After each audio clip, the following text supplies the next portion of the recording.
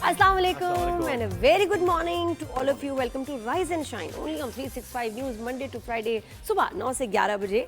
और इसको बस आप अपना एक हैबिट बना लें क्योंकि जितनी खबरें हैं इंटरनेशनल और लोकल आपको यही मिलेंगी। बिल्कुल, मैं और नादिया खान आपके सामने होते हैं और आपको अपडेट करते हैं पूरे दिन का अहवाल। उससे पहले क्या कुछ हो चुका है और न सिर्फ एक मामले को लेकर बल्कि तमाम ही जितने भी मामला चल रहे हैं इंटरनेशनल अफेयर्स जो है वो उनमें क्या पेशरफ्त हुई है, पाकिस्तान में क्या कुछ हो रहा है, सब कुछ हम आपको बताते हैं अपने शो पर। बिल्कुल। और इस वक्त तो सैलाब की ही बातें हैं मेन, और लोग जानना भी यही चाह रहे हैं कि हमारे पाकिस्तानी भाई बहन किस मुसीबत में हैं और क्या रेस्क्यू किया जा रहा है। तो सब यही जानना चाह रहे हैं, चाहे कोई कराची में बैठा है या फिर कहीं और बैठा है। बिल्कुल बिल्कुल। तो इसीलिए हमारे कंटेंट का भी हिस्सा ज्यादा सैलाबी सूरत हाल और सिचुएशन चेंज भी हो रही है। हर घंटे के बाद एक अलग मतलब रिपोर्ट मिलती है कि जी लेवल्स राइज कर गई हैं, लेवल्स कम हो गई हैं, तो नजर रखना बहुत जरूरी है। बिल्कुल ऐसे। अच्छा, एक जो अभी जो अपडेट ये है कि कमिश्नर लाहौर ने ये बताया कि 9-10 हो गए। हाँ, उनके मुताबिक ये 9-10 पे एक सैलाबी रेला गुजरेगा रावी से। रावी में तकरीबन 1.5 लाख क्यूसिक पानी है और तकरीबन 1,60,000 क्यूसिक पानी का रेला गुजरेगा। अच्छा, कैपेसिटी कितनी है इसकी, जो तशवीशनाक इसमें बात है, 2.5 लाख क्यूसिक। हाँ, 2.5 लाख। तो यानी 50,000 क्यूसिक पानी ज्यादा गुजरेगा उसकी कैपेसिटी से। तो लाहौर से मुल्का जो इलाके हैं या फिर लाहौर के ही जो इससे रावी से मुल्का इलाके हैं उनमें 2.5 लाख कैपेसिटी है और 3 लाख तकरीबन गुजरेगा। 3 लाख गुजरेगा। एग्जैक्टली, यही तो मैं आपको बता रहा हूँ। 1.5 मतलब 9:10 बाकायदा उन्होंने टाइम दिया है कि रावी में इस वक्त जो है वो 1.5 लाख क्यूसिक तकरीबन पानी है। सही। और उन्होंने कहा कि 1.5 लाख या 1,60,000 क्यूसिक पानी अभी आएगा 9:10 तक उन्होंने बताया। सही। और उन्होंने कहा कैपेसिटी इसकी 2.5 लाख। तो अब इसमें क्या होता है कि ऑब्वियसली जब ओवरफ्लो कर जाएगा आपका रिवर तो पानी ने बाहर जाना है। और बाहर क्या है, बाहर फसलें हैं, घर हैं, फैमिलीज हैं, आबादी है। तो ये बड़ा खतरनाक होगा। एंड आई एम श्योर कि उनको भी इवैक्यूएट कर दिया होगा। वो खुद भी लोग चले गए होंगे, रेस्क्यू ऑपरेशंस भी होंगे, लेकिन ये क्या बहुत एहतियात करने की जरूरत है। 112 की टीम्स मुतहरिक हैं, जो इंतजामिया है उन शहरों की भी, लाहौर शहर की भी, सभी मुतहरिक हैं। और ये कहा जा रहा है कि ये जो रावी है, रावी तो काफ़ी मतलब सूख चुका था और ये 70 साल में बताया जा रहा है कि पहली दफा लोगों ने, उसके आसपास के लोगों ने ये देखा है कि यहाँ शादरा के मकाम पर इतना पानी। और बिल्कुल। और जोहेब, मैं कहती हूँ हमारे पास अगर डैम ज्यादा होते, अगर हम जो है इरिगेशन वेल्स हमारे पास होती, तो ये पानी शायद ब्लेसिंग भी होता कि हम इसको इतना स्टोर कर लेते कि आगे जब मतलब हमारे पास पानी नहीं होता एकदम और आते हैं ऐसे महीने, तब ये पानी इस्तेमाल किया जाता। और इरिगेशन वेल्स की वजह से ये पानी जमीन के नीचे चला जाता। तो जो शॉर्टेज है, जो रिपोर्ट्स भी आई है कि नीचे जमीन में पानी नहीं है, जो शहर हैं वो धंस रहे हैं, तो कितना अच्छा हो जाता। तो एक ब्लेसिंग की एक कर्ज में बदल गई क्योंकि तैयारी। और आपने डैम्स की बात की तो मैं आपको ये बताऊं कि अब मीटिंग्स हो रही हैं, इजलास हो रहे हैं। तो वजीर इत्तलात तथा तारण ने बताया है कि वजीर आजम मियां मोहम्मद शहबाज शरीफ ने तमाम वज़रा आला इस पर एक पेज पर है, द्यामर भाषा डैम फौरी तौर पर यानी कहा है कि तेजी से उसको मुकम्मल किया जाए। 4,800 तकरीबन 5,000 मेगावाट बिजली जनरेट करेगा।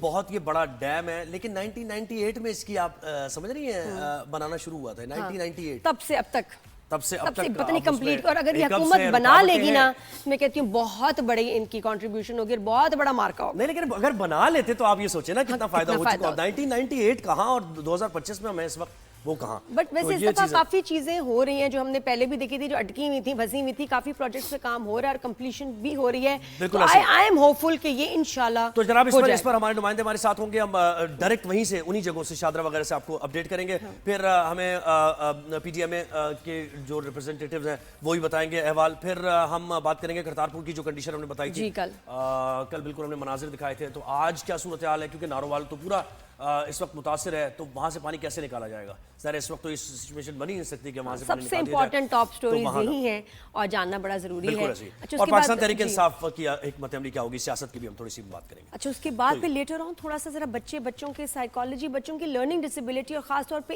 ADHD, ADD, ये जिसमें बच्चों का फोकस कम हो जाता है, फोकस नहीं कर पाते, उसमें लेटेस्ट अभी क्या टेक्निक्स, थेरेपीज आई हैं या मेडिकेशन है, तो डॉक्टर इब्राहिम हमें बताएंगे, उसमें हमें ज्वाइन करेंगे। तो ये हमारे शो में आज होने जा रहा है। सबसे पहले आगे बढ़ते हैं और जैसे हमने कहा कि सबकी नजरें इस वक्त शादरा पर है। जैसे बता दिया गया कि 9:10 पर एक रेला गुजरेगा।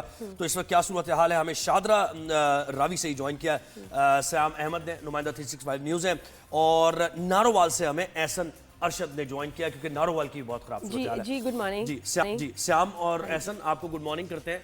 सबसे पहले हम शादरा से अपडेट ले लेते हैं। ये जो बताया गया था कमिश्नर लाहौर की तरफ से 9:15 हो रहे हैं, ज़ाहिर है इसके आसपास ही 1.5 लाख क्यूसिक का रेड़ा गुजरेगा, तो क्या अपडेट है इससे मुताल्लिक आपके पास?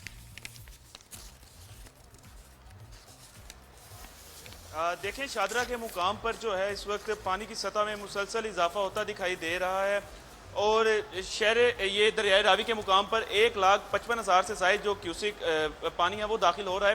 पीछे से अगर बात की जाए तो जसर के मुकाम से जो है पानी का बहाव दरियाए रावी की जानिब जो है तेज़ी से बढ़ा, चुके भारत की जानिब से उनके डैम के तमाम दरवाजे खोल दिए गए, जिसके बायस जो है पानी जो है दरियाए रावी की और पंजाब के जो दीगर जो सूबे हैं पाकिस्तान के, उनकी तरफ जो है पानी का जो बहाव है वो गया है। दरियाए रावी में इस वक्त जो सूरत हाल है वो इंतहाई संगीन है, चूँकि मुतलका जो इदारे हैं वो भी यहाँ पर मौजूद हैं। लोग भी जो है यहाँ पर सिर्फ देखने के लिए आ रहे हैं और जो मुतलका इदारे हैं उन्होंने लोगों को जो है यहाँ से बाहर जाने का कहा है और उनका ये कहना है कि लोग जो हैं दरिया के करीब ही मत जाएं। और मेरा कैमरा मैन आपको दिखा सके तो ये मेरे पीछे रेस्क्यू की बोट भी है मौजूद है। अब से कुछ देर पहले 5 से ज़ायद जो बोट्स हैं वो मुख्तलिफ मकामात पर यहाँ से जा चुकी हैं, जिसमें सगियाँ, उसके अलावा बाबू साबू, शफीकाबाद का इलाका है। यहाँ पर जो है रेस्क्यू और फौज की जो टीमें हैं वो यहाँ पर मौजूद है। चूँकि गुज़श्ता रोज़ वज़ीर आला पंजाब मरीम नवाज ने भी यहाँ का दौरा किया और जो तफसीली जायज़ा है वो लिया। उनके साथ वफाकी वज़रा और सूबाई वज़रा जो मौजूद थे और उन्होंने तमाम जो महकमे हैं उन्हें अलर्ट रहने का हुक्म दिया, चूँकि आइंदा 24 घंटे जो हैं वो इंतहाई अहमियत के हामिल हैं। चूँकि रेस्क्यू ज़राए ने हमें ये बताया है कि ये जो रेला है ये 2 लाख से भी जो है तजावुज़ कर सकता है और जो रावी की जो लिमिट है वो 2.5 लाख तक है। अगर 2.5 लाख से जो है क्रॉस करता है तो दीगर जो करीब के इलाके हैं वो इससे बहुत ज़्यादा मुतासिर हो सकते हैं, जिसमें शादरा का मुकाम है, उसके अलावा सगिया का जो इलाका है ये बहुत ज़्यादा मुतासिर हो सकता है। चूँकि PDMA को इससे पहले जो है पल पल की अपडेट देती रही है, तो उन्होंने जो है करीब की जो बस्तियाँ हैं उन्हें भी खाली करवा लिया था। उसके अलावा जो खाना बदोश पास रहते थे उन्हें भी खाली करवा लिया था और उन्हें महफूज मकामात पर मुंतकिल कर दिया गया है। मेरे अकब में भी आपको कुछ घर नज़र आ रहे होंगे, उन्हें भी जो है खाली करवा लिया गया है, शहरियों को महफूज मकामात पर मुंतकिल कर दिया गया है। और ये जो सैलाबी सूरत हाल है इसने पंजाब में बड़ी तबाही जो है मचाई हुई है। इसके जद में जो भी देहात आए हैं वो इससे बहुत ज़्यादा मुतासर हुए हैं। कुछ जो है रेस्क्यू ज़राए की जानिब से उन्हें रेस्क्यू कर लिया गया, जबकि कुछ जो ख़ानदान हैं उन्हें जो है वो अपनी मदद आपके तहत जो है इससे जो महफूज रहसी मकामात पर वो भी नकल मकानी कर चुके हैं। जबकि यहाँ पर जो है 500 से ज़ायद जो ख़ानदान हैं उन्हें महफूज मकामात पर मुंतकिल कर दिया गया। 1208 लोगों को जो है महफूज मकामात पर मुंतकिल कर दिया गया। अब से कुछ देर पहले कमिश्नर लाहौर और डिप्टी कमिश्नर लाहौर यहाँ पर आए थे और उनका ये कहना है कि जो पानी की सूरत हाल है वो अंडर कंट्रोल है। यहाँ सैलाबी सूरत हाल ज्यादा जो है 2 लाख से हमारे साथ रहिए। नारोवाल से भी एहसन से बात करें। जी एहसन, आप जरा बताइए और कैमरा घुमा के दिखाइएगा भी इर्द गिर्द का मंजर क्या है। जी बिल्कुल, एक तरफ दरिया रावी है और दूसरी तरफ नाला डेक है जो कि बिफरा पड़ा है। यहाँ के नारोवाल और पसरूर के दरमियान में मैं इस वक्त मौजूद हूँ। नारोवाल मुझसे 10 किलोमीटर आगे है, मैं उस रोड पे मौजूद हूँ। यहाँ पर मुतअद्दिद देहात जो हैं वो ज़ेरे आब आ चुके हैं और देहातों का मेन शहर से राब्ता भी मुनक़ता हो चुका है। मैं इस वक्त पसरूर रोड है जो नारोवाल के करीब है वहाँ पर मौजूद हूँ। उसकी सूरत हाल आपको दिखाता चलूँ। वो मेरे पीछे स्कूल है, अगर मेरे कैमरा में आपको दिखा सके, वो मुकम्मल तौर पर अब इस पानी की लपेट में है। यहाँ पर जो पानी है, यहाँ पर जो इलाका मकीन की जानिब से बताया गया कि यहाँ पर फसलें थी जो कि अब मुकम्मल तौर पर ज़ेरे आब आ चुकी हैं। तो यहाँ पर तमाम फसलें जो है वो मुकम्मल तौर पर तबाह हो चुकी हैं। स्कूल हैं, आगे आबादी है जो कि मुकम्मल तौर पर अब पानी की लपेट में है। यहाँ से जो इलाका मकीन थे उनको यहाँ से नकल मकानी करने पर उन्होंने यहाँ से नकल मकानी करने का कहा है और यहाँ से वो अपने घर छोड़कर जा चुके हैं। ये नाला डेक का पानी है। इसके अलावा दरियाए रावी का पानी भी मुख्तलिफ मकामात पर इस रोड पर देखा गया है। इसी तरह जो पिछला मुकाम था जहाँ पर पहले मैं मौजूद था, वहाँ पर तकरीबन रोड्स पर भी पानी मौजूद था और मुतअद्दिद रोड्स का राब्ता जो है वो अब मुकम्मल तौर पर शहर से मुक्ता हो चुका है। यहाँ पर देहात जो है वो कई देहात ज़ेरे आब आ चुके हैं। इलाका मकीनों की जानिब से कहा गया कि यहाँ से जो हमारे जानवर थे, जो हमारे घर हैं, वो मुकम्मल तौर पर अब पानी के लपेट में है, जानवर बह चुके हैं। लेकिन अगर आपको इंतजामिया की बात बताता चलूँ तो इंतजामिया की जानिब से ये किया गया कि वो यहाँ पर इन रोड से गुजरते हैं फोटो सेशन करते हैं। फोटो सेशन करने के बाद ना किसी से कुछ पूछा, ना किसी को बताया, बल्कि यहाँ से रवाना हो गए। इलाका मुकीनों ने शिकवा किया कि जो भी यहाँ पर आता है, कमिश्नर आता है, डिप्टी कमिश्नर आता है, यहाँ असिस्टेंट कमिश्नर आता है, वो कुछ नहीं पूछता, ना कुछ बताता है, ना नुकसान का पूछता है, बल्कि यहाँ से देखकर उसकी वीडियो बनाकर यहाँ से चलता है। क्योंकि उनका कहना है कि मुतअद्दिद दफा यहाँ पर आए तो जरूर है, लेकिन उनकी जानिब से कोई नहीं। लेकिन अगर आप ये बात बता रहे हैं तो मुझे थोड़ा सा वजाहत से फिर बताइए, अगर ये शिकायत सामने आ रही है तो क्या आप क्या मनाजिर देख रहे हैं, ये हमें जरा रिपोर्ट करें ना कि इंतजाम क्या किए गए या नहीं। क्योंकि नारोवाल तो देखें बहुत, यानी वो जो करतारपुर का सारा हमने इलाका देखा है और अभी फुटेज में भी हम देख रहे हैं कि सिख बरादरी को भी रेस्क्यू किया जा रहा है। तो जरा बताइए आपने क्या देखे मनाजिर। आपने देखे हैं कि रेस्क्यू फोर्सेस वहाँ है मौजूद। कल हमारी टीम नारोवाल में मौजूद थी। आज जो है वो पसरूर की तरफ रुकी है, पसरूर नालवार रोड। यहाँ पर मुतअद्दिद ऐसे देहात हैं जो कि मुकम्मल तौर पर ज़ेर-ए-आब आ चुके हैं। स्कूल्स हैं वहाँ पर, वो मुतअद्दिद तौर जो है वो ज़ेर-ए-आब आ चुके हैं। फसलें हज़ारों एकड़ पर फसलें तैयार थी जो कि तबाह हैं। हम यहाँ से जब गुजरे इस रोड से तकरीबन 3 घंटे हम इस रोड पर मौजूद है। यहाँ से मुख्तलिफ किस्म की फुटेज बना रहे हैं और साथ में कवरेज कर रहे हैं। यहाँ पर डिप्टी कमिश्नर और दीगर जो अमला था वो गुजरा ज़रूर है, लेकिन उनकी जानिब से यहाँ पर किसी खड़े होकर ना तो पूछा गया। एक मुकाम ऐसा था जहां पर सड़क पर तकरीबन 1 से 1.5 फुट तक पानी भी आ चुका था। वहां से गुजरना भी मुश्किल था क्योंकि गाड़ियां बंद हो रही थी। वहां से उन्होंने अपनी गाड़ियां गुजारी हैं। वहां पर खड़ा होकर ना तो किसी से कुछ पूछा गया, ना किसी को कुछ बताया गया। एक शहरी की जानिब से रोककर जो है वो पूछा गया कि यहाँ पर इमदादी टीमें कब पहुंचेंगी, तो उनकी जानिब से आगे से जवाब मिला कि यहाँ पर मरियम नवाज आएंगी और ये कहकर वो यहाँ से रवाना हो गए। उनका ये क्या मुझे समझ नहीं आ रहा कि मरियम नवाज यहाँ पर पहुंचेंगे। आपने कोई टेंट्स देखे हैं, क्योंकि खेमा बस्तियां होती हैं बाकायदा तौर पर, मेडिकल कैंप्स लगे हुए होते हैं, रेस्क्यू का अमला खड़ा होता है, तो क्या नहीं है वहां पर? ऑफिशियल्स ने बताया भी ये था कि इनको रिलोकेट किया जा रहा है। ये खुद ही अपनी तरफ से जा रहे हैं जगह छोड़ के, या इनको कोई हेल्प सपोर्ट मिल रही है रिलोकेट करने में? कल मैं ये कैंप्स की तरफ जा रहे हैं, अपने रिश्तेदारों की तरफ जा रहे हैं, कहाँ जा रहे हैं ये लोग जो यहाँ से निकल रहे हैं? यहाँ पर जिन इलाकों में आज मैं मौजूद हूँ, ये पसरूर नारोवाल के इलाके हैं। यहाँ पर अगर मैं आपको बात करूँ तो यहाँ पर ना तो कैंप्स लगे हैं और ना ही कोई इमदादी टीमें पहुंची हैं। जो इलाका मकीन है अपनी मदद आपके तहत यहाँ से अपने घरों को छोड़कर रिश्तेदारों की तरफ वो पहुँच रहे हैं। जबकि बाज़ ऐसे लोग भी देखे जो कि जा रहे थे और रास्ते से हमें मिले हैं। उनका कहना था कि आगे से जो रोड्स हैं वो बंद हैं, हम आगे जा नहीं पा रहे। इमदादी टीमें 3 घंटे मुझे इस रोड पर हो गए हैं, मैंने कोई इमदादी टीम यहाँ पर नहीं देखी। ऐसा ये तो हम आपको कहेंगे, आप इस पर नजर रखें, वक्तन आपसे हम इससे मुतालिक अपडेट लेंगे, क्योंकि ये तो देखें तशवीशनाक बात है जो आप बता रहे हैं। और आप कॉल करके इन्फॉर्म भी करें रेस्क्यू जो हेल्पलाइंस हैं कि जी यहाँ फोर्स कोई क्यों नहीं है, अथॉरिटी वाले क्यों नहीं है दायरे जो आके हेल्प करें लोगों को। ये तो अपनी मदद आप कर रहे हैं। मैं यहाँ पर एक मुतलका थाने में पहुंचा था। मुतलका थाने के एहलकारों को मैंने इतला दी कि वहाँ पर पीछे कुछ देहात जो हैं वो ज़ेर-ए-आब आ चुके हैं, वहाँ पर इमदादी टीमें नहीं पहुंची। कुछ मुकामात पर पानी सड़क पर आ चुका है और वो तकरीबन 1 फीट तक। तो उन्होंने क्या कहा, उन्होंने जवाब क्या दिया आपको जब आपने कंप्लेन की? ऐसे जल्दी से उनकी जानिब से बताया गया कि उनकी जानिब से बताया गया कि मुतलका जो रेस्क्यू एहलकार हैं उनको इतला कर देते हैं, डिप्टी कमिश्नर को बता देते हैं और खुद भी विजिट करेंगे, लेकिन ताहाल नहीं हुआ। ताहाल नहीं हुआ, बिल्कुल सही आपने बता दिया मुझे। श्याम, अब आप मुझे जल्दी से अपडेट कर दीजिए कि जो शादरा का मकाम है ये कितना इंपॉर्टेंट, और जरा इससे मुल्का अगर आबादी लाहौर अल्लाह ना करे अगर ये 50,000 क्यूसिक एक्सेस हो जाता तो कौन कौन से इलाके मुतासिर हो सकते हैं, जरा ये बताइए। देखें, जो इलाकों की बात की जाए तो करीबी जो इलाके हैं, जो करीबी आबादी है, वो सबसे ज़्यादा जो है मुतासिर हो सकती है। मैंने आपको पहले भी बताया था कि शादरा का मुकाम ऐसा है, सगियाँ, बाबू साबू, ये ऐसे मुकामात हैं जो इस सैलाबी रेले से मुतासिर हो सकते हैं। अगर 2.5 लाख से जो है पानी तजावुज़ करता है तो ये जो पानी है ये करीबी आबादियों में चला जाएगा, रोड पर भी पानी जो है आ जाएगा। लेकिन PDMA की जानिब से ये भी बताया गया है कि ये पानी की जो मिकदार है ये 2 लाख क्यूसिक तक जा सकती है, 2.25 लाख तक जा सकती है, और जो सूरत हाल है वो अंडर कंट्रोल है। जबकि आइंदा 24 घंटे भी जो है इंतहाई ज़रूरी है इस हवाले से, चूँकि सैलाबी सूरत हाल जो भी देहात सैलाबी सूरत हाल के पेश नज़र देखा जाए तो जो भी देहात आ रहे हैं वो ज़ेर-ए-आब आ चुके हैं और रेस्क्यू की सूरत हाल नहीं जाएगी।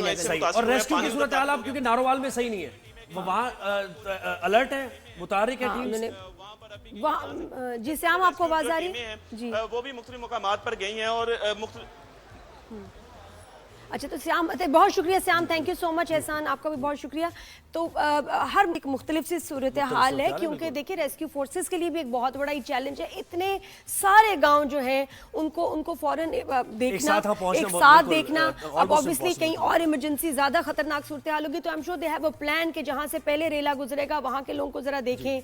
और आसान नहीं है, मैं बताऊं किसी भी मुल्क के लिए आसान नहीं कि जब इतना सीवियर आपके ऊपर फ्लडिंग की आफत आई हुई हो तो उसमें एकदम जो है सब कुछ संभाल लिया जाए, सबको रेस्क्यू कर लिया जाए, आसान नहीं। लेकिन पाक फौज के जवान फील्ड पर मौजूद हैं और सिविल इंतजामिया के साथ मिलकर लोगों को रेस्क्यू किया जा रहा है। वक्त की बड़ी अहमियत होती है, time is the biggest factor, क्योंकि लोगों की जान बचाना है। और ऐसे में जो अवाम है, हम सबके दिलों में एक फौजी है, ठीक है ना। हम बड़े समझदार हैं, बड़े मुख्तलिफ और बड़े मुश्किल हालात हमने बचपन से आज तक देखे हैं। हमें भी थोड़ा अलर्ट होकर अपनी मदद आप और दूसरों की मदद भी करनी है। सिर्फ इंतजार में ना रहें कि रेस्क्यू वाले आएंगे तो ये करेंगे, ठीक है, आप खुद क्या करेंगे। तो प्लीज आप एज ए पाकिस्तानी दूसरे पाकिस्तानियों की भी हेल्प करें और अपनी फैमिली को भी है उनका भी ख्याल तो जनाब रखें। हम एक ब्रेक लेते हैं, ब्रेक के बाद वापस आएंगे तो पॉलिसी एडवाइजर पीडीएम पंजाब हमारे साथ होंगे, तो उनसे जानेंगे क्या इंतजाम उन्होंने किए। एक ब्रेक के बाद वापस आते हैं। Keep watching, good morning.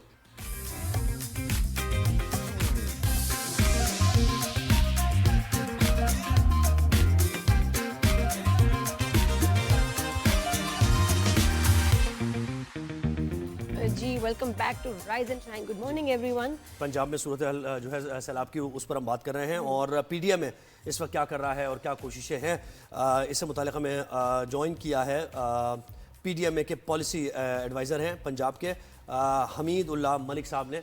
Hamid साहब, बहुत शुक्रिया, आपने वक्त दिया हमें। सर मुझे बताइएगा ये जो लाहौर की ख़ास तौर पे कसूर वगैरह की सूरत हाल क्या है और करतारपुर, नारोवाल और इन इलाकों की भी सूरत हाल बताइए, क्या एफर्ट्स की जा रही है।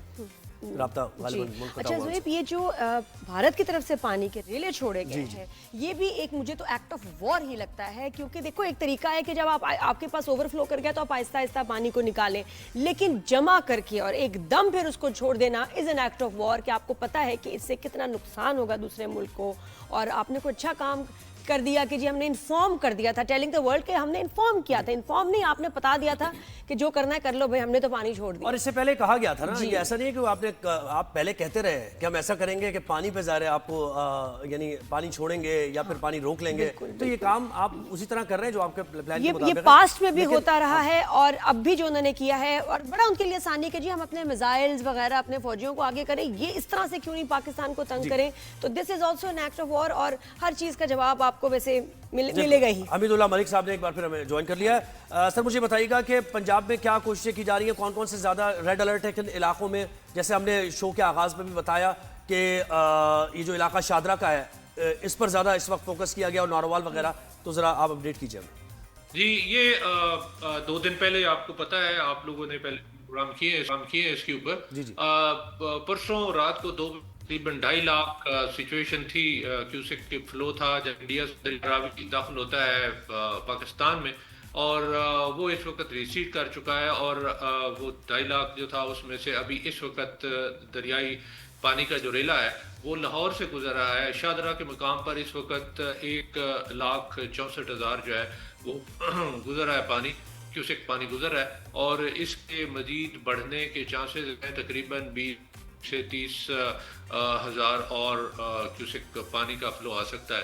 और चूँकि आप लोगों ने खुद लाइव कवरेज भी कर रहे थे वहाँ पर, टीम आपकी, तो रावी की सूरत हाल है, लोगों को वहाँ से इवैक्यूएट कर दिया गया था, पहले से वार्निंग जारी कर दी गई थी, लोगों को इवैक्यूएट कर लिया गया वहाँ से, और वहाँ पर रावी के ऊपर तकरीबन 78 जो है ना वो रिलीफ कैंप बना दिए गए हैं, निकाल के उनके जानवरों को निकाल के वहाँ मुफ्त मकामात तक पहुंचा दिया गया है। और 24/7 उसका 2,61,000 जो है उसके ऊपर ही चल रहा है कल से, और उससे पहले 2,45,000 जी चल रहा है। हमीद साहब, आपको आवाज आ रही है?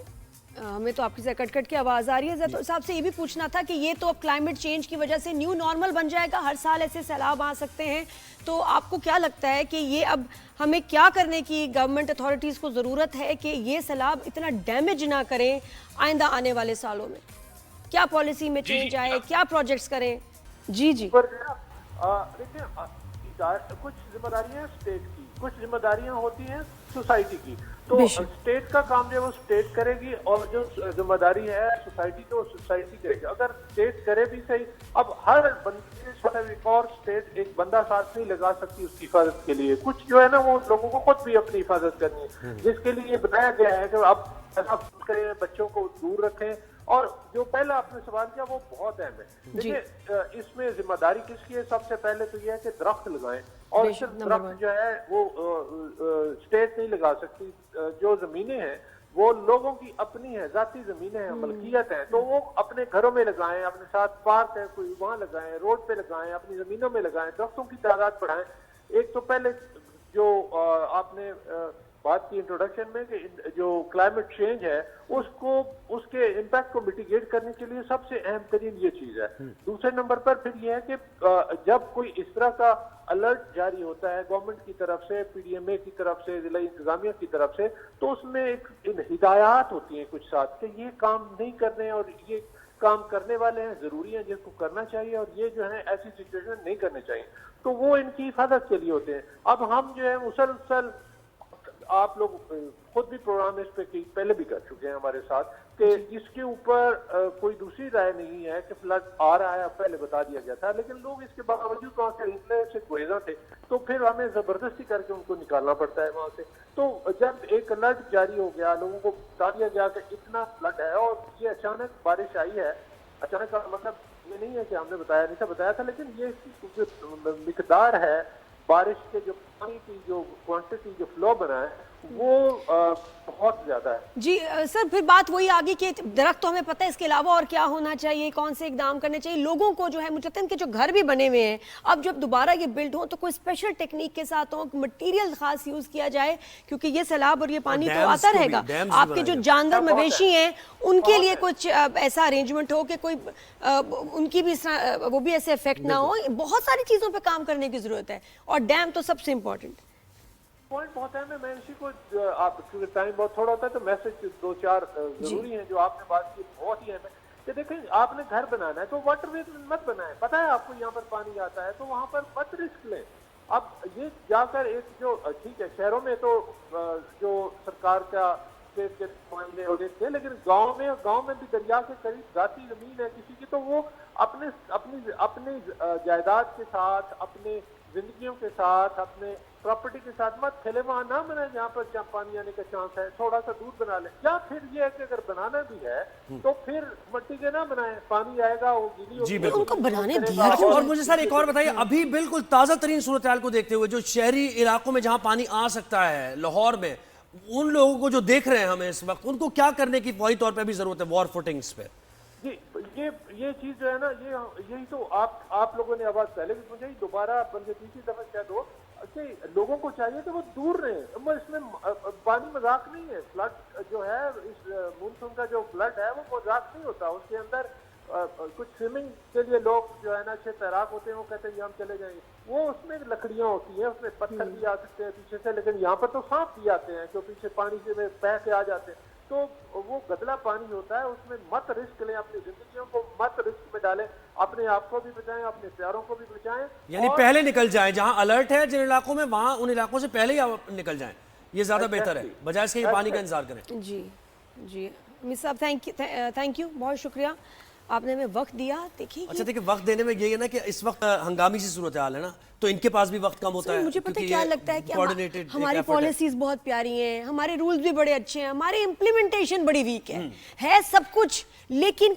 करवाया नहीं जाता। बात वो ये कि आज़ादी की कोई ज्यादती हो गई है हमारे यहाँ के, जी जहाँ मर्जी घर बना ले। ये घर बनने क्यों दिए? ये यहाँ होने ही नहीं चाहिए थे। कैसे कोई अपना घर बना लेता है कि मतलब इतना आसान है दुनिया में, और तो कहीं नहीं होता कि कहीं भी आप उठा के अपना घर बना लें, मवेशी अपने पार्क कर दें। Why in Pakistan it's so easy and for decades, वो फैमिलीज डेकेड्स रहती है, फिर उसके बाद आप खाली कैसे कराएंगे? फिर ये होता है। और मैं आपको बताऊं, सैलाब खत्म होना फिर तो नहीं है घर बनाना, बिल्कुल कैसे चीजें सारी। तो खैर हम ये आपको अपडेट करते रहेंगे सैलाबी सूरत हाल से मुतालिक। राइज एंड शाइन देखते रहिए। एक ब्रेक लेना है, ब्रेक के बाद हम वापस आएंगे तो फिर करतारपुर की जरा बात करेंगे। Keep watching, good morning.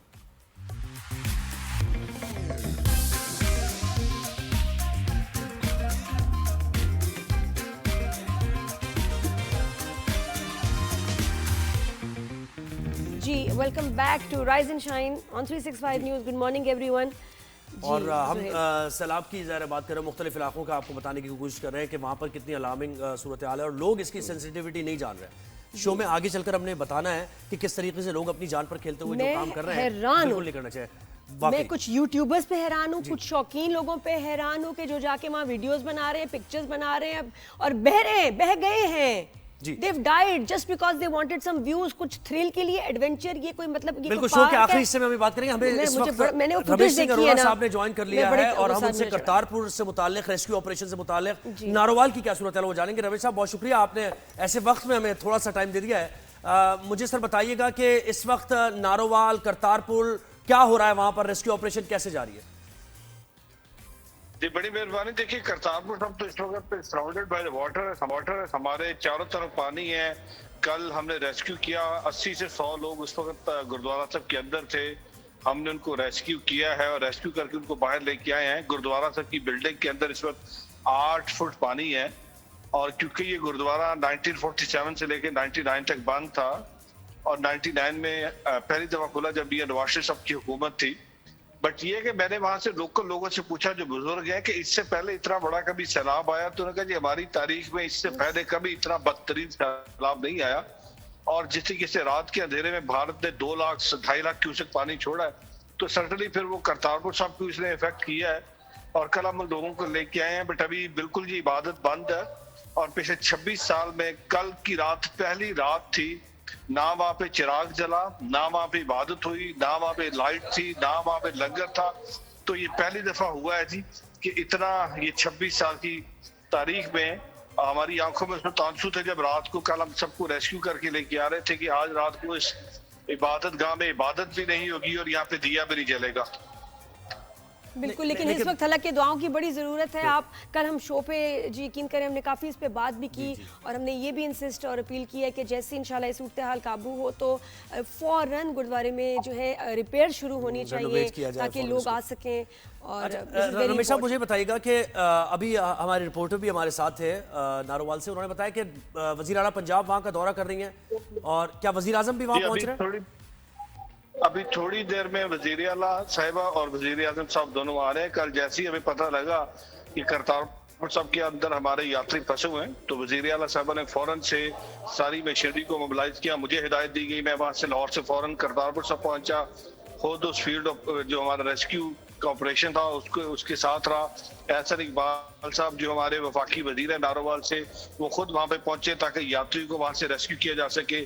वहां पे वजीर आजम साहब की भी हिदायत थी और फिर फील्ड मार्शल जनाब आसिम मुनीर साहब ने अपनी मेजर साहब की सरबराही में पूरी कंपनी भेजी ताकि करतारपुर साहब पहुंचे। जो हमारे यात्री फंसे हुए हैं, हमारे गुरु ग्रंथ साहब की जो होली बुक्स वहां पे पड़ी हैं, अगर उनको वहां से निकाल के कहीं सेफ मुकाम पे लेके जाना है तो कल तो वहां पे करतारपुर साहब क्योंकि एक हिस्टोरिक सिग्निफिकेंस है। करतारपुर साहब का जो कॉरिडोर है उसको खोलने का मकसद ये था कि हम पाकिस्तानी अमन की बात करते हैं, मोहब्बत की बात करते हैं।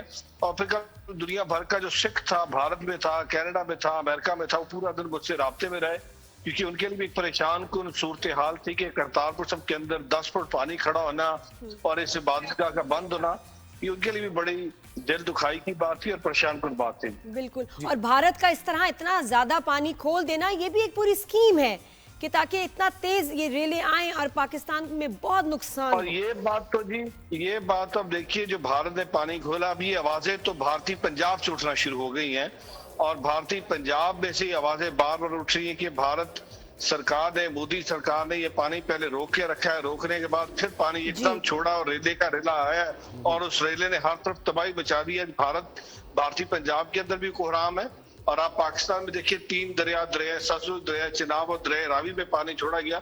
और मैं ये समझता हूँ ये जो जंग में तो नहीं भारत जीत सका, लेकिन ये पानी को उन्होंने एज ए वेपन इस्तेमाल किया। जी। और आप मुझे बताएं किन किन चीज़ों की इस वक्त ज़रूरत है रेस्क्यू ऑपरेशन के लिए, या जिन लोगों को आप महफूज मकाम पर मुंतकिल कर रहे हैं, खुराक की, मेडिकल कैंप्स की, तो इस प्लेटफॉर्म के जरिए ज़रा ये भी बताइए ताकि जो लोग मदद के लिए इस वक्त जाना चाहते हैं वहाँ पर या भेजना चाहते हैं तो उनको भी पता चले। देखिए चीफ मिनिस्टर साहिबा ने पूरी जो हमारी टीम है मोबिलाइज किया, हमारी रेस्क्यू टीम आपको लोगों को रेस्क्यू कर रहे हैं। हमारे पास बोट्स भी हैं, पाक आर्मी के जवान यहाँ पहुंच चुके हैं, वो भी लोगों को जो इस वक्त फंसे हुए हैं उसको पानी निकाल रहे हैं। बट आपको पता है जब सैलाब आता है तो सैलाब के बाद इसकी जो अर्ली रिकवरी है, रिहेबिलिटेशन है, वो एक लंबा प्रोसेस होता है। It's not an easy task, so it will take long time. But हाँ, इसमें सर्टनली अब लोगों को खुराक की जरूरत होगी, मवेशी को चारे की जरूरत होगी। और अब आपको पता है जब सैलाब आता है तो पानी तो आहिस्ता आहिस्ता रिसीट होता है, फिर बीमारियां फूटती हैं। तो अब हेल्थ कैंप की, फूड की, शेल्टर की लोगों को जरूरत होगी। मैं कल भी देख रहा था बहुत सारे जो हमारे लोग हैं जो जिनके पास खुदा ने जिनको रिसोर्सेज दिए हैं, वो भी कल आए थे, लोगों की खिदमत कर रहे थे। जो एनजीओज थी, सिविल सोसाइटी थी, लोग खुद वॉलंटरली आ रहे थे। हुकूमत पंजाब की तो कैंप हर जगह पे लगे हैं क्योंकि चीफ मिनिस्टर साहबा खुद इसकी निगरानी कर रही हैं, इस रेस्क्यू एंड रिलीफ ऑपरेशन की। और उन्होंने हर डिस्ट्रिक्ट लेवल पे, डिवीजन लेवल पे मिनिस्टर्स को अपॉइंट कर दिया है। सो एक हर डिस्ट्रिक्ट को एक मिनिस्टर देख रहा है। सो सीएम साहबा ने तो बाकायदा तौर पे एक फ्लड उसका रिलीफ कंट्रोल रूम भी बना दिया ताकि इंफॉर्मेशन आती रहे। अभी सीएम साहबा और पीएम साहबा पहुंच रहे हैं वहाँ पर, अभी बिल्कुल 5-7 मिनट में पहुंच रहे हैं। दौरा भी कर रहे हैं। बहुत शुक्रिया रमेश सिंह अरोड़ा बहुत साहब, शुक्रिया आपने जी। वक्त दिया हमें। बिल्कुल, और हमारी minorities दुआओं, में माइनॉरिटीज खास हमारी दुआओं में है और अल्लाह अपना रहम फरमाए। लेकिन वाकई पाकिस्तान एक बड़ी सीरियस क्राइसिस है इस वक्त गुजर रहा है। बिल्कुल। समझे सोचे बहुत सारे लोग शहर में, उनको अंदाजा भी नहीं होगा, न्यूज वगैरह फॉलो नहीं कितना करनी, या magnitude है, बिल्कुल बिल्कुल कि ऐसे। आपको अंदाजा भी नहीं कि इस वक्त कितनी खतरनाक सूरत हाल है। अभी तो रेस्क्यू हो रहा है, लेकिन जी, रेस्क्यू और के बाद की जो कितना- सूरत हाल है वो कितना नुकसान हो गया, अभी हम आपको ब्रेक के बाद बताएंगे। इसके अलावा वो जो एग्रीकल्चर क्रॉप्स का हमारा नुकसान हुआ है, ये कितना जो है हमें जो उसका है estimate नुकसान लगेगा पहुंचाएगा, अभी ज़रा उसका बिल्कुल अंदाजा भी नहीं होगा आपको। हम उस पर बात करेंगे after the break. Keep watch.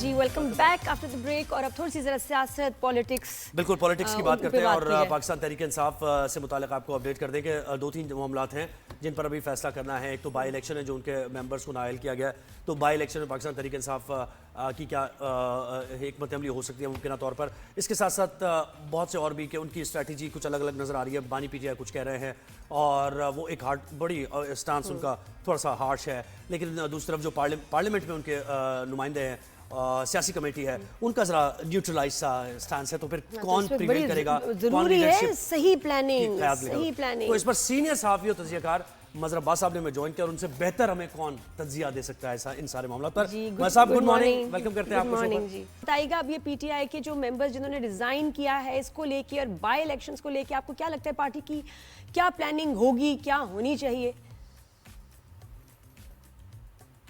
नहीं, क्या होनी चाहिए ये तो तहरीक इंसाफ खुद तय करेगी, उन्हें तय करना है। इन सारी चीज़ों का ख्याल रखते हुए कि पार्लिमानी कमेटी ज़िमनी इलेक्शन के बारे में भी और पार्लिमानी कमेटी से इस्तीफ़ा देने के मुताबिक ज़िमनी इलेक्शन में हिस्सा ना लेने से मेरा ख्याल है बॉयकॉट से पहले उन्हें ये ज़रूर कोशिश करनी चाहिए थी कि इस चीज़ को इंश्योर कराए किसी भी तरीके से अथॉरिटीज़ के आज़ाद और मुनसिफाना इलेक्शन में। ज़ाहिर है उनका एक कल तजुर्बा है 8 फरवरी का, और वो ये समझते हैं कि वही जो 8 फरवरी को हुआ वही तारीख कहीं दोहराई ना जाए। लेकिन बॉयकॉट का फैसला जो है वो 2 तरीके से इफेक्टिव हो सकता है कि या तो आप इलेक्शन में हिस्सा नहीं ले रहे तो फिर ये इंश्योर करें कि कम तादाद में वोट पड़े। अगर अच्छी तादाद में वोट पड़ते हैं तो जाहिर है बॉयकॉट का फैसला जो है वो उस लिहाज से आपके लिए कारामा साबित नहीं होगा कि जो भी जीतेगा वो ये क्लेम करेगा कि उसे इतने % वोट पड़ा है, इतने ज़्यादा वोट पड़े हैं। लिहाजा बॉयकॉट आमतौर पे बहुत इफेक्टिव नहीं होता। सिवाय हमने 77 में देखा था कि जब, या फिर MQM के पीरियड में 93 में हमने देखा था कि जब बिल्कुल से 2 या 3% वोट पड़ा था उसमें। लेकिन इलेक्शन में पार्टिसिपेट करने में उनका फियर अपनी जगह दुरुस्त हो सकता है कि जी अगर हमने पार्टिसिपेट किया और पार्टिसिपेट के बाद जो है इलेक्शन रिग्ड हो गए या मैनिपुलेट हो गए तो फिर ये कहा जाएगा कि पीटीआई को इलेक्शन हरा दिया गया और ये पीटीआई इलेक्शन हार गई और उसकी पॉपुलैरिटी कम हुई है। तो ये तहरीक इंसाफ ने खुद फैसला करना है। बहरहाल अभी तो ये लग रहा है कि अच्छा मतलब ये तो एक बाई इलेक्शन है ना, कोई ऐसी लेकिन ये यानी स्टांस को देखें, अगर बानी पीटीआई का बड़ा ऐसा है कि वो कह रहे हैं वैलिडेट नहीं करना मैंने इस सिस्टम को किसी भी सूरत, और वो जो उनके बयानात भी जो भी रिसेंट आया वो भी बड़ा कोई ऐसा बयान है, बहुत खुले तौर पे उन्होंने वाज़ तौर पर। लेकिन दूसरी तरफ पार्टी ये चाह रही है कि इसी सिस्टम में रहते हुए कोई ना कोई जगह स्पेस क्रिएट की जाए, तो ये तो बाकायदा रिफ्ट तो है ना, आपको नजर आ रही है? नहीं, इससे ज्यादा रिफ्ट है जो नजर आता है कि इसी वजह से वो तहरीक नहीं चल पा रही, इसी वजह से तहरीक इंसाफ एक मुनज़्ज़म तहरीक नहीं चला पा रही। वो एक एहतजाज कर देते हैं, एक कॉल आ जाती है, हुकूमत जो है वो उनके एहतजाज के लिए, इस एहतजाज से पहले भी लोगों की गिरफ्तारी शुरू कर देती है, और एहतजाज के दिन भी वो ब्रॉडर जो स्पेक्ट्रम में एहतजाज नज़र नहीं आया, जैसे महंगाई है, दीगर इश्यूज़ हैं। फिर इसी तरीके से वो जो दीगर अपोजिशन जमातें हैं उनसे मिलके कोई बड़ा इत्तेहाद नहीं बना पाए, जैसे जमात इस्लामी है, जमीयत उलमा इस्लाम है, और है ये ठीक है कि महमूद खान अचकज़ई जी साथ है, लेकिन जैसे अख्तर मेंगल थे उन पर दूसरे तरह का दबाव है, और उनको बिल्कुल भी उनकी एक्टिविटी काफ़ी हद तक एक तो कवर भी नहीं हो रही मीडिया में, तो एक मसाइल का अंबार है। लेकिन पार्लिमानी कमेटी से उनकी सदारत से इस्तीफ़ा देना ये समझ से बाहर कर रहे हैं। इसकी वजह यह है कि या तो आप पार्लियामेंट से ही इस्तीफ़ा दे दें, आप पूरे सिस्टम से ही बाहर आ जाएं, चाहे कौमी असम्बली हो, सूबाई असम्बली हो, सेनेट हो, ये सारी चीज़ों से बाहर आ जाएं और फिर एक जद्दोजहद करें उसके लिए।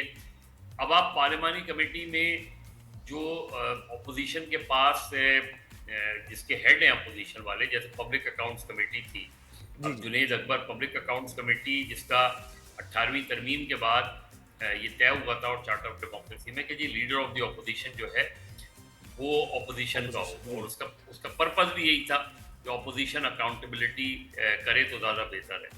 तो अब ये मौका था तहरीक इंसाफ के पास, अब उन्होंने वहाँ से इस्तीफा दे दिया, और अब जो है टेम्पररी ही सही, लेकिन अच्छा जैसे आप खुद कह रहे हैं साहब, जैसे आप खुद कह रहे हैं, तो क्या ये भी ऑप्शन जेर गौर है, ये आने वाले वक्त में हम देख सकते हैं कि असेंबली से इस्तीफे दे दिए जाएं पीटीआई की तरफ से, या नहीं आप समझते नहीं अभी ऐसा कोई चांस नहीं? वो हो सकता है उनके जहन में कहीं हो ये बात, लेकिन 2014 में जब उन्होंने कौमी असम्बली से इस्तीफा दिया था तो उस वक्त भी एक बड़ा क्रिटिसिज्म तहरीक इंसाफ पर यह आया था कि उन्होंने खैबर पख्तूनख्वा की असम्बली से इस्तीफा नहीं दिया, उधर की गवर्नमेंट ख़त्म नहीं की। तो ये जो इस्तीफे देने का फैसला है और हुकूमतें अपनी ही हुकूमतें ख़त्म करने का, जैसे हमने देखा कि 2022 के क्राइसिस से पहले उसके बाद जो पंजाब और खैबर पख्तूनख्वा की असम्बलियाँ जहाँ उनकी हुकूमतें थी उनको मुअत्तल करके असम्बलियाँ डिज़ोल्व करके तहरीक इंसाफ ने बहुत बड़ा नुकसान किया अपना। इसी तरह अब जो ये कमेटी के हेड्स के तौर पे इस्तीफे दे रहे हैं जी, तो उसके बाद ऑल्टरनेट आपके पास, लेकिन भाई साहब अगर ये इस्तीफे आ जाते हैं तो देखें ना 27वीं तरमीम की जो बात हो रही है, तो ये तो देखें जब इस्तीफे आ जाते हैं पार्लियामान नहीं मुकम्मल नहीं होगा, फिर कब वो बाई इलेक्शन होते हैं इतनी ज्यादा सीटों पर, तो डिले तो हो जाएगा ना मामला। एक हिकमत अमली के तौर पे तो ये सोच रहे होंगे अगर उसके अलावा भी जब आप असेंबली में बैठे हैं तो इसका मतलब है कि आप जैसी तैसी असेंबली है उसे एक्सेप्ट कर रहे हैं, या अंडर प्रोटेस्ट बैठे हैं तो उसको यूटिलाइज करें उन इश्यूज को। बेशुमार कमेटीज हैं जिसके हेड जो है तहरीक इंसाफ के हैं, तो आप उसको यूटिलाइज करें उस फोरम को। और सबसे इम्पोर्टेंट तो पब्लिक अकाउंट्स कमेटी है, और भी कमेटियों में उनके लोग हैं कि उनके हेड हैं। अब शेख वक़ास अकरम ने भी एक कमेटी से इस्तीफा दे दिया, अली जफ़र साहब का अभी तक मैंने नहीं सुना है, शायद उन्होंने दिया है नहीं दिया, लेकिन मुझे नहीं समझ में आया कि तहरीक इंसाफ इससे अचीव क्या करना चाहती है। क्योंकि ये तो बात समझ में आती कि जब अगर वो कौमी असम्बली और सूबाई असम्बलियों से इस्तीफा देते कि हाँ भाई आप सिस्टम से ही बाहर आ रहे हैं, लेकिन यहाँ सिस्टम में हैं भी और सिस्टम को चैलेंज भी कर रहे हैं। तो ये मेरा ख्याल है एक कॉन्ट्रडिक्शन है, उसकी वजूहात जो भी हो सकती हैं। दूसरी ये कि तहरीक इंसाफ के अंदर जो चीज़ें हो रही हैं, और इसमें एक अलीमा खान फैक्टर है जी। और मुझे बताइएगा, अलीमा खान क्या इलेक्शंस में खड़ी होंगी पीटीआई की तरफ से? यानी आने वाले दिनों में आप हाँ, पॉलिटिक्स आने वाले में दिनों किरदार, में, क्योंकि अभी बिल्कुल। तक तो वो कह रही है कि मैं सिर्फ एक मैसेंजर के तौर पे काम कर रही हूँ। सही, लेकिन फिर ये भी उसमें डिस्कशन जी, सोशल होती है, मीडिया हो रही पे है बहुत चल discussion। रही है कि जी नहीं ये इलेक्शन का हिस्सा बनेंगी, इलेक्शन लड़ेंगी ये, आपको क्या लगता है? देखिए वो मेरे नुक्ता नज़र से तो उन्हें आना चाहिए, तहरीक इंसाफ का हिस्सा होना चाहिए, क्योंकि अगर वो तहरीक इंसाफ का हिस्सा नहीं है और महज उनकी जो भी वो आके बात करती है, पोजीशन होती है, वो हमेशा ये कहती है कि मेरा मकसद जो है वो सिर्फ अपने भाई के हवाले से बात करना है, लेकिन फिर वो जो डायरेक्शंस देना शुरू करती हैं वहाँ से कंफ्यूजन आता है। जी। तो मेरे नुक्ता नज़र से तो कोई हर्ज नहीं है अगर वो तहरीक इंसाफ का हिस्सा बने, पार्टी में रहें, उसमें चाहे उन्हें भले कोई पोजीशन ना दे इमरान खान साहब, जी। लेकिन वो तहरीक इंसाफ की किसी भी कमेटी और में या इस वैसे अरसे में she is been very very active and vocal. आपको अच्छा, आप ये भी सब बताइएगा कि शाह महमूद ही आपको पार्टी लीड करते हुए नजर आ रहे हैं, या इस बात में भी पार्टी में डिस्प्यूट हो सकता है कि ये क्यों लीड कर? देखिए शाह महमूद अभी बिल्कुल उसी तरह चुप हो गए हैं जैसे परवेज इलाही चुप हो गए हैं। यानी परवेज इलाही ने अपनी रिहाई के बाद जो है वो एक चुप जो है वो कर ली है, जैसे हमने, हालांकि वो तहरीक इंसाफ का बराह रास्त तो हिस्सा नहीं है, ना चौधरी परवेज इलाही हैं ना शेख रशीद हैं, लेकिन ये दोनों जो है वो बहुत खामोश हैं। शेख रशीद के एक ज़माने में कितने वोकल होते बिल्कुल। थे, लेकिन हमें बिल्कुल खामोशी नज़र आती है। इसी तरह शाह महमूद कुरैशी का नज़र आ रहा है कि बज़ाहिर तो उन्हें बेल हो गई है, लेकिन अभी वो रेहा नहीं हुए हैं जी। लेकिन उन्होंने एक चुप का रोज़ा जो है वो रखा हुआ, कब तक रखते हैं आने वाला वक्त। मज़हब, ये जो माफ़ी का एक मामला चल रहा है, इस पर भी आपका ज़रूर तज्जिया मैं चाहूँगा कि क्या कोई ऐसी बात कर दी थी, हमने तो बार बार पढ़ा उसको, कोई ऐसी नई बात तो नहीं की थी सुहेल साहब ने, लेकिन ये कि DGISPR ने ये सोचा कि भाई इस पर तरदीद होनी चाहिए बाकायदा तौर पर, तो इस मामले को कैसे एनालाइज किया आपने अभी तक? देखिए हमारे जो बहुत से दोस्तों ने, मेरा ख्याल है सुहेल वड़ाई साहब का, मैं उनके पहले कॉलम की बात करूँ, बाद के कॉलम्स की नहीं बात कर रहा, जिस पर DGISPR ने तरदीद, वो कॉलम लोग दोबारा पढ़ें और देखें कि कहाँ तहरीक सुहेल वड़ाई साहब ने सवाल और जवाब लिखे हैं। उन्होंने तो एक लाइन लिखी है कि मेरी 2 घंटे की मुलाकात, और उसके बाद जो उन्होंने फील्ड मार्शल साहब की तकरीर कोट की है, वो तकरीर कोट की जो उन्होंने ब्रसल्स में उस तकरीब से खिताब किया। सही है।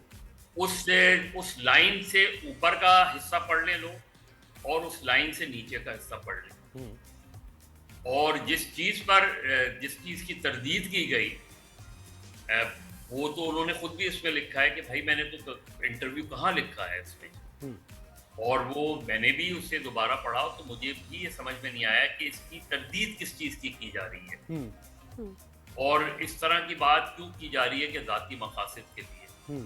मतलब या तो उसको बहुत ज़्यादा वाज़े तौर पे किया जाता, तो मेरे ख्याल में मुझे नहीं पता कि इसकी ज़रूरत क्यों पेश आई।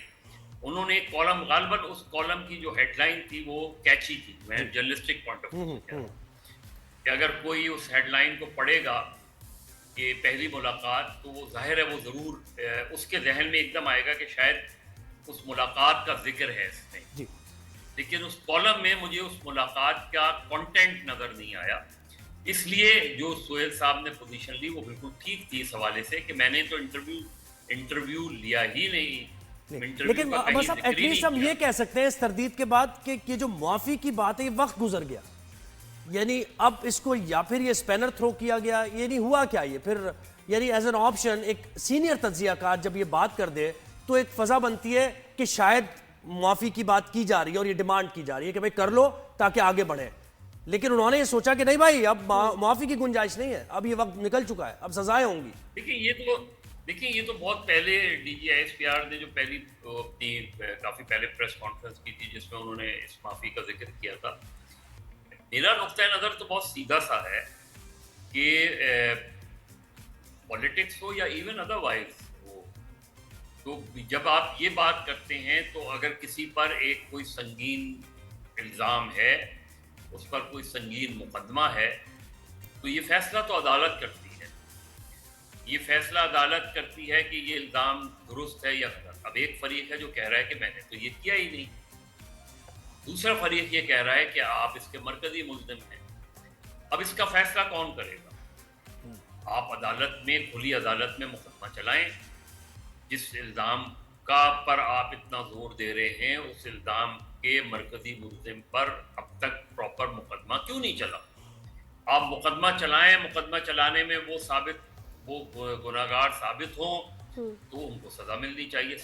माफी का अमल सजा के बाद आता है कि आप या तो वो पार्टी के लेवल पे होता है कि कोई चीज, जैसे मैं कोई बयान दे दूं और फौरी तौर पे मुझे एहसास हो कि हाँ ये स्टेटमेंट मेरा गलत था, तो मैं माजरत कर लेता हूँ कि जी मैं आई एम सॉरी। या जिसे हम कहते हैं कि जैसे मिस इन्फॉर्मेशन होती है, तो मिस इन्फॉर्मेशन पे आप रिग्रेट कर लेते हैं कि नहीं मेरे पास इन्फॉर्मेशन गलत थी तो आई रिग्रेट। जी जी। या मजहर ये आप बताएं, ये जो इस तरह के केसेस हैं पॉलिजी भी होती है जी, मजहर ये पॉलिटिशियन सियासतदानों के जब भी केसेस होते हैं ये इतने सालों साल क्यों चलते हैं? इतनी देर से फैसले आने, ये तो हालांकि जल्दी सॉर्ट आउट होने चाहिए ताकि जो लोग हैं वो भी डिस्टर्ब होते हैं। मुझे बताएं किसी ने 1958 के मार्शल लॉ पर माफी मांगी? किसी ने 1977 के मार्शल लॉ पर माफी मांगी? नहीं। किसी ने 12 अक्टूबर 1999 के मिलिट्री टेक ओवर पे माफी मांगी? ये सारे अनकॉन्स्टिट्यूशनल चीजें थी ना, जिसको फिर अदालतों से मैनिपुलेट करके आपने जो है वो जस्ट लेजिटिमाइज करने की कोशिश की। तो चीज ये है कि ये सारी चीजें एक बहस का हिस्सा तो हो सकती है, एक पॉलिटिकल डिबेट का हिस्सा तो हो सकती है, लेकिन ये आपके मसाइल का हल नहीं हो सकता। बिल्कुल साहब, लेकिन इस सारे आपके पूरे तजर्बे का निचोड़ अगर मैं मांगूं, इस सारे इसको कहते 3 साल 4 साल ये जो टर्म ऑयल था, नतीजा कोई निकलेगा इसका? क्या निकलेगा नतीजा मुमकिन तौर पर? पॉसिबिलिटीज क्या? नतीजा पहले भी यही बात की जाती रही कि आप एक नॉर्मल पॉलिटिकल प्रोसेस चलने दें, जिसको भी मैंडेट मिलता है उस मैंडेट को तस्लीम करें। अगर हम पिछले इलेक्शंस में देखें या 2018 के इलेक्शन में देखें तो बज़ाहिर ये लगता है बादी नज़र में कि 18 में भी और 2024 में भी इलेक्शन को मैनिपुलेट किया गया, और इलेक्शन कमीशन इसीलिए कंट्रोवर्शियल हमारे यहाँ रहता है।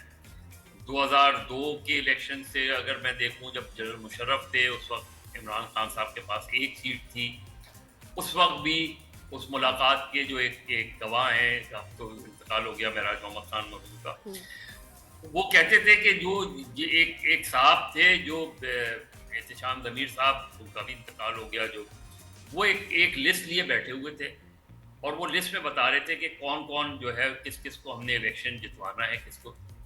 ये अगर इस माइंड, या उससे पहले हम चले जाएं जनरल हमीद गुल ISI के, यानी वो फखरिया कहते थे कि हाँ मैंने बनाई थी ISI क्योंकि पीपल्स पार्टी से खौफ था। इस माइंडसेट के तहत कि आप पाकिस्तान में जमहूरी प्रोसेस को कभी भी आगे नहीं बढ़ने दिया, इसी वजह से ये नुकसानात हमें फील हो रहे हैं कि पॉलिटिकली डिस्कोर्स नजर आता है। पॉलिटिशियंस जो हैं उनके जो सीरियस करप्शन के केसेस हैं वो भी वाइट वॉश हो जाते हैं। बिल्कुल बिल्कुल। संगीन आर्म ट्विस्टिंग का जो एक है कॉन्सेप्ट, बिल्कुल वो अभी तक चलता आ रहा है और अभी तक Mazhar, thank you so much, आपने हमें वक्त दिया। सर बहुत शुक्रिया साहब। मैं ज़ोएब एक बात बताऊं, ये देखो जो अभी इस वक्त प्रेजेंटली दुनिया में वो ममालिक तरक्की कर रहे हैं सही, जहां बादशाह हैं, शहजादे हुकूमत कर रहे हैं, ठीक है ना, सालों साल, लेकिन तरक्की भी वही ममालिक कर रहे हैं। लेकिन डेमोक्रेसी अच्छी चीज है लेकिन चलने ही नहीं कोई देता, बस वही टाइम बात है ना, पीरियड पूरे नहीं होते। अगर चलेगी तो फिर पता चलेगा ना कि उसके क्या समरात मिलते हैं, लोगों तक क्या पहुंचते हैं। अभी तक तो वो हमें इस प्रोसेस बस क्या जाए, इसमें क्या बात की जाए। एक ब्रेक लेना, हमने ब्रेक के बाद वापस आते हैं। Keep watching, good morning.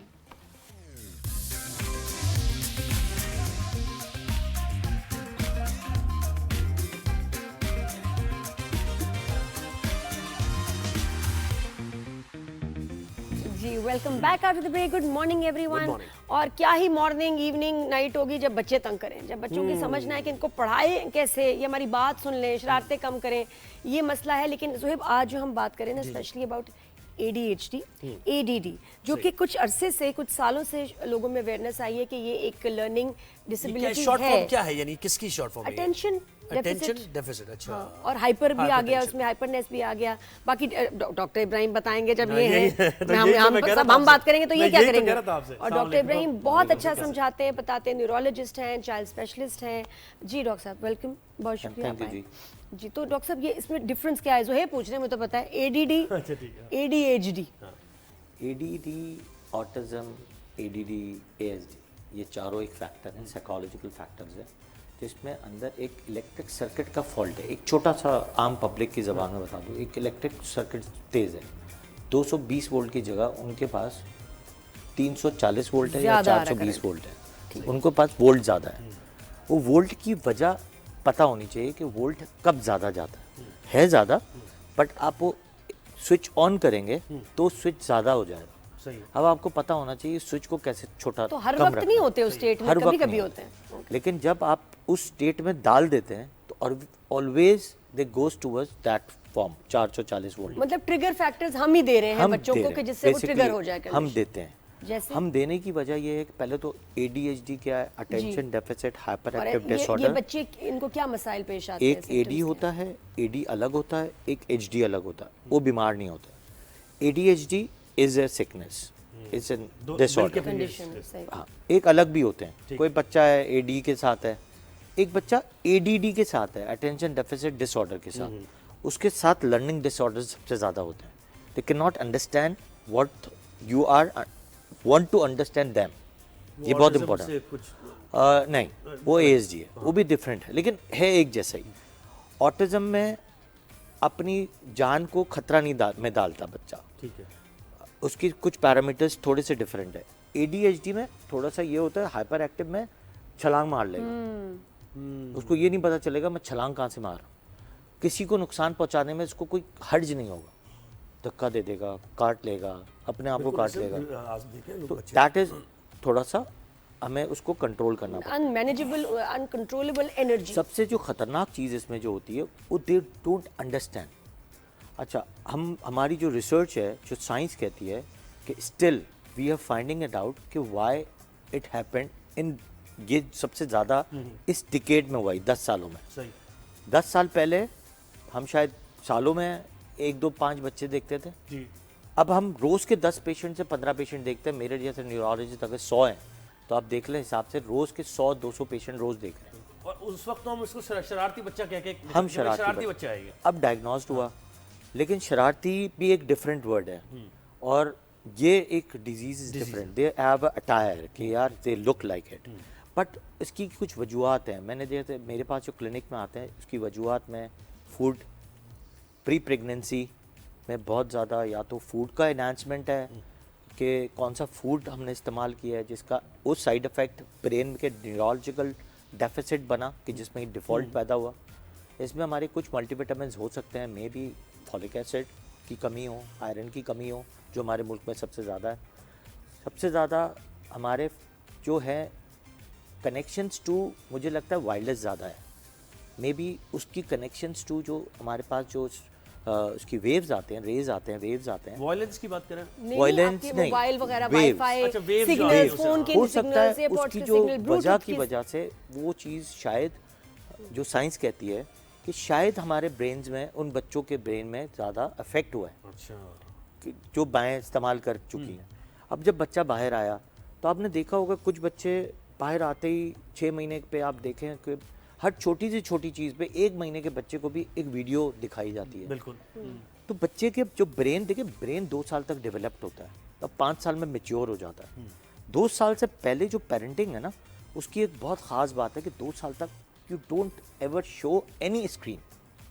लेकिन माए को समझाओ तो माए कहते नहीं, everybody is looking, why not mine. हाँ बिल्कुल। इनको ब्रेक मिल जाती है ना कि ये अपना प्रेम में बैठ के देख रहा है, देख चुप रहा है, है, हाँ। गाड़ी में बैठा खाना है, भी चुप खा रहा है, है, देखिए खाना खा रहा है तो चुप खाना खा रहा है। ये वाली बात, हाँ, चुप है। convenience। चुप क्यों भाई? चुप क्यों है? हाँ, चुप होना नहीं क्यों चाहिए। भाई? चुप क्यों? चुप का मतलब है कि ये दुनिया से कटरे जा रहा है Aahista Aahista. He is having ADD, जी। यानी ये वर्चुअल वर्ल्ड में जा रहा है वहाँ। वर्चुअल वर्ल्ड में जा रहा है और अटेंशन डेफिसिट की तरफ जा रहा है। He has no interest of the environment, no human being, they don't want anything. जब आप इस कैटेगरी से बच्चे को डेवलप करते हो, शुरू से ही रेस करेगा। फिर जब बच्चा 1 साल 1.5 साल का होता है तो स्पीच के प्रॉब्लम्स आना शुरू होते हैं। जब स्पीच के प्रॉब्लम्स आते हैं तो आप फिर थोड़ा सा इधर उधर भागना शुरू करते हैं। कुछ घर वाले कहते हैं नहीं नहीं डिले कर दो, कोई मसला नहीं, ये शरारती है, जैसे आपने एक वर्ड इस्तेमाल किया। फिर जब हमारे पास 2-2.5 साल बाद आते हैं तो हम कहते हैं ये तो डिले हो गया भाई, आपने तो सारी चीज़ें डिले कर दी। जो डिलेड है सारा, इस पे अब डायग्नोसिस जो वहाँ बननी थी ADHD की, ADD की, ऑटिज्म की, ASD की, वो आपने कैटेगराइज करके उसको इतना सीवियर कर दिया कि बच्चा ना नजरें मिला रहा है, ना स्पीच पे आया है, ना वो कुछ सुन रहा है, और एक मेंटली रिटार्डेड तरीके से आप एक क्लिनिक में आ जाता है। रोजमर्रा की सोच routines रहा हूं, नहीं कितने follow लोगों होती। से, कितने बच्चों से ऐसे मिलते अच्छा, हैं। एक अभी बार मैं जरा सोच थोड़ा रहा सा हूं। लोगों को बता दूं, अभी हम लाइव हैं कि जी हम बात कर रहे हैं अभी खास बच्चों की कुछ बिहेवियर प्रॉब्लम्स पे, लर्निंग डिसेबिलिटीज में ADHD जिसमें हाइपरनेस बहुत ज़्यादा है, और फिर ADD में फोकस का मसला, बच्चे फोकस नहीं कर सकते किसी भी काम पे, उस पर हम बात करें डॉक्टर इब्राहिम से। तो बताएं इसको ठीक कैसे करना है और इसमें क्या चीज़ है जिसकी वजह से हम ही ट्रिगर कर रहे हैं इनके सिम्टम्स? पहले तो एक चीज़ आपको बता दूं, that is parenting. Parenting has been change, completely change हो गई है। वो वापस दोबारा उस सेक्टर पे लानी पड़ेगी। देखिए मेरे पास अगर रोज़ के 30-35 बच्चे आ रहे हैं, everybody is not the same. जो पुरानी माँ है अभी भी जो नानी के अंडर में कंट्रोल में चल रहे हैं, दे आर फाइन। जो नई माएँ हैं जो सुन ही नहीं रही किसी की, उनके बच्चों के साथ ये प्रॉब्लम ज़्यादा हो रही है। दे डोंट हैव अ बिहेवियर, उनको पाएखलाक हो गए, आगे जाके किरदार कशी नहीं होती इनकी। They don't have a word no to listen, no नहीं सुनते, किसी के आगे झुकते नहीं हैं, सॉरी का वर्ड दे डोंट नो।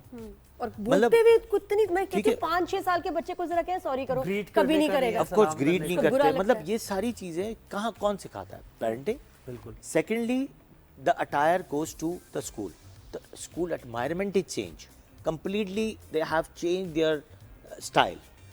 वहाँ कोई परेड नहीं है, कोई लाइन नहीं है, राइट्स के कोई नाम पे कपड़े प्रॉपर नहीं है। मिसयूज कर रहे हैं क्या राइट्स? यानी जब हम ह्यूमन राइट्स की बात करें, women, ये बच्चों के राइट्स भी, तो क्या हम यानी इसको मिसयूज कर रहे हैं? लीनियंट हो course, गए, बस lenient लीनियंट हो हो गए, गए। Lenient हो गए। क्योंकि देखो हर दुनिया आदमी बता कहता है, रही "No, है, नहीं सुनना।" दुनिया से हमने ये सीखा कि नहीं जी बाहर का बहुत खाना हमें खाना है, नो नहीं lenient होना सुनना, बस ऐसे ही रहना है। अच्छा डॉक्टर साहब, मुझे एक सवाल वो अभी कह भी रहे हैं कि वो ये कह रहे हैं 5 साल का 6 साल का बच्चा है, वो वैसे यानी गूंगा भी नहीं है, ठीक है, और वो बहरा भी नहीं है, लेकिन वो बोल नहीं पा रहा 6 साल का बच्चा। ये क्या, किस ये वजह भी से? स्पीच डिले है, और ये एक बहुत अलग टॉपिक है, स्पीच डिले। थोड़ा सा इसके बारे में बता दें। स्पीच डिले ये होता है कि अगर स्पीच में डिले है तो पहले आपको ये देखना है कि भाई 5 साल का बच्चा है तो आपके ब्रेन को ज़रूर देखना है, जेनेटिक्स को ज़रूर देखना है कि जेनेटिक्स में कोई ऐसा तो नहीं आया कि इनके स्पीच डिले हो। कुछ एक्सीडेंटल केसेस कभी कभी आ जाते हैं, तो एक्सीडेंटल केसेस में ये प्रॉब्लम होता है कि बर्थ को कोई डिफेक्ट तो नहीं हुआ कि स्पीच के सेंटर को प्रॉब्लम हो। 1-2 साल में कभी कोई मेनिंजाइटिस, गर्दन तोड़ बुखार तो नहीं हुआ, या ऐसा कोई बुखार तो नहीं हुआ जिस पे झटके पड़े हों। फिर तीसरी बात ये होती है कि अगर टंग टाई है तब भी उसको देखना है। फिर आपके सुनता सही है मगर एम्पलीट्यूड सही है कि नहीं है। फिर वही वाली बात वहीं आके रुक जाती है कि कितना वीडियोस देख देख के शायद वो उस जबान पे तो नहीं चला गया, वो देखते हुए। अच्छा डॉक्टर साहब, फिर वापस आएंगे, हम वापस उसी पे आएंगे, टाइम खत्म हो रहा है कि आपने बताया पहले पेरेंटिंग, अब बताएं कौन सी ऐसी दुनियावी चीजें जो हम उनको खिला पिला रहे हैं या क्या दे रहे हैं जिसकी वजह से उनको फोकस कम हो रहा है और हाइपर हो रहे हैं? पहले तो वीडियोस हैं, ठीक है, वीडियोस। दूसरा खाने में सबसे ज़्यादा जो हम डाइट ऐड करते हैं वो शुगर ऐड करते हैं, ग्लूटेन ऐड करते हैं, जो बच्चों को हाइपर एक्टिव भी करती है और हाई कर देती है, ब्रेन को भी हाई रखती है। तीसरी जो सबसे खतरनाक चीज़ है that is MSGs, monosodium gluconate, tetrazine, THBQ and वो सॉल्ट्स या वो चीज़ें जो प्रिजर्वेटिव्स एंड आर्टिफिशियल कलर्स होती हैं। बच्चे बड़े शौक से क्रिस्प खाते हैं, आर्टिफिशियल कलर्स, ये जो पैकेट के चिप्स होते हैं इसमें भी है। जी बिल्कुल, उसमें सब में THBQ, टेट्राजीन, MSG ये सब होता है जो आपके ब्रेन को जाके हाई भी करता है और ब्रेन के न्यूरॉन्स को बढ़ने नहीं और ये देता। नगेट्स वगेट्स ये सारी चीज़ों में प्रिजर्वेटिव्स होते हैं, आर्टिफिशियल कलर्स डाले जाते हैं, जिससे आपकी बॉडी में एलर्जीज भी होती हैं, प्लस साथ में आपका ब्रेन जो है वो हाई होना शुरू हो जाता है। इसकी वजह से तो सारी चीजें और हम समझते बच्चा खुश हो गया, चॉकलेट दो, बच्चा खुश हो गया। अच्छा, इतना चेंजेस तो आप भी 10 साल पहले भी हैं और 10 साल में आपने इतनी चेंजेस तो नहीं देखी होंगी जितनी अभी फुर्ती से आपने स्कूल में चेंजेस, खाने में चेंजेस। इसका ट्रीटमेंट बताएं कि जिनको बच्चों को ADD या ADHD है तो क्या ट्रीटमेंट इनके लिए ऑफ मौजूद कोर्स है? उनके लिए कुछ ट्रीटमेंट्स हैं, बिहेवियरल थेरेपीज है। पहले हम साइकेट्रिक असेसमेंट कराते हैं विद साइकोलॉजिस्ट, वो हो गया, सही। वो हमने करा लिया, डायग्नोसिस बन गई, फिर हम कुछ मेडिसिन पे डालते हैं to become his level down. फिर हम उसको कुछ ऐसी मेडिसिन पे डालते हैं जो न्यूरोटॉनिक्स कहलाती हैं, जो न्यूरॉन्स को जाके एक्टिवेट करती हैं। वो हम ऑफ कोर्स क्लिनिक पर प्रिस्क्राइब कर सकते हैं। फिर हम हमारे लिए टारगेट होता है कि इसकी गट को सही करें, पेट को। गट में डोपामिन सेरोटोनिन बनता है, फिर वो ब्रेन को टारगेट करता है। हमें गट को स्लो करना है, पेट को। हमने पेट को जहाँ स्लो करना शुरू हुआ with the help of keto diet, with the help of probiotics, with the help of वो मिल्क जिसमें केजीन ना हो, वो एंटी एसिड जो पेट के एसिड को कम रखे, और साथ में वो डोपामिन सेरोटोनिन वाली चीज़ें जो ब्रेन को हल्का करें, सही स्लो करें, थोड़ा ताकि हाइपर एक्टिव ना हो। हाइपर एक्टिव ना हो। फिर मेमोरी को हम लेके चलते हैं, न्यूरॉन्स को जनरेट करते हैं, नए न्यूरॉन्स को ऑक्सीजन देते हैं।